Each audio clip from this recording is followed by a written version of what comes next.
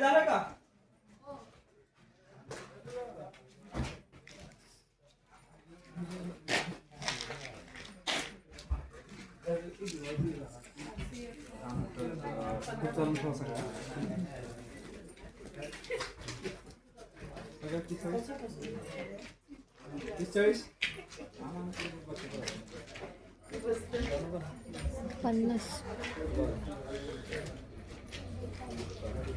आमचे मेंबर झाले त्या मेंबरच्या मागणीनुसार किंवा जे लागते त्यांना युरिया लागते 10-20 इथल्या पिकांच्या ह्याच्यानुसार आम्हाला लागतं 15-15, 10-20, 9-24 पोटॅश, बाकीचं हे अमोनियम सल्फेट आहे, निंबोळे आहे, DAP, TSP किंवा ते मुरघास बॅग आहेत, जे काही लागतं ते आम्ही आपल्या सभासदांसाठी आपण आणून ठेवत असतो.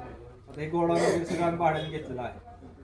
आता आमचं जेव्हा कॅपॅसिटी होईल, चांगलं होईल, फायदा होईल, त्यावेळेस आम्ही आपलं स्वतःचं किंवा एका जागेवर करूया नाव वस्तू. मग हे सगळं भाड्याने घेतलेलं आहे.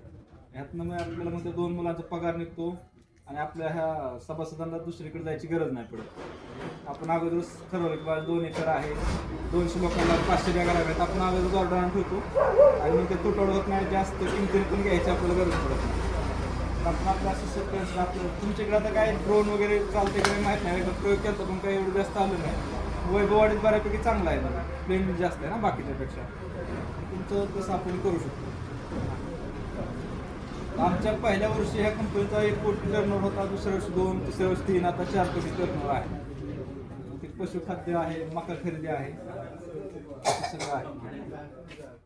प्रोडक्शन करायला आपल्याकडे कॅपॅसिटी नाही किंवा आता हे सरकारचं ह्याला सबसिडी देऊन देतात ना. ह्याला युरियाची बॅग 1900 असते तर 300 मिळतात. त्याला पण 500-700 रुपये सबसिडी असते, म्हणून सबसिडी देऊन येत आहे ते थेट डायरेक्ट तुम्ही शेतकऱ्यांना आपलं डीलरशिप वगैरे घेतलेलं, समजा महादन आहे, RC पण त्यांची डीलरशिप घेतली आपण, ते दिले की बॅग मग 30-20-50 रुपये असं राहतात आपल्याला. हां, त्यात हमाली असते, जागेत भाडं असते, 2 मुलं असतात त्यांचे पगार असते, या सगळ्या गोष्टी करायच्या. ह्यात 10 रुपये राहिले तर बियात 100 राहतात वगैरे, असं सगळं ते. हा, एकावर एक अवलंबून सगळं आहे. आणि सीझन महत्वाचं. आमची तर आता पावसाळ्यात मका असते, आता मका गेली की गहू असते, हरभरा असते, असं सगळं सोय आहे ना पाण्याची वगैरे. तुमच्याकडे तसं ते आंबा, काजू आणि परत भात एवढंच राहते.